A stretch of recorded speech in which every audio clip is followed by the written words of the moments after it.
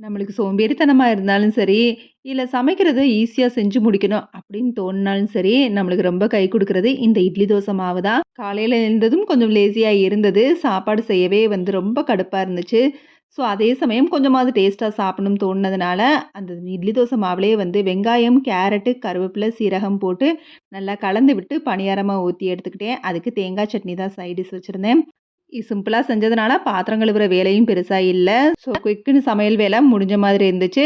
So எப்பயாவது ஒரு நேரம் கிச்சன கொஞ்சம் மாத்தி ஆர்கனைஸ் பண்ணலாமே, ஏதாவது ஒரு பொருள சேஞ்ச் பண்ணலாங்கிற மாரி தாட் எல்லாருக்கும் இருக்கிற மாரி தான் எனக்கும் இருக்கும். அடிக்கடி இந்த மாரி விஷயத்த பண்ணுவேன்.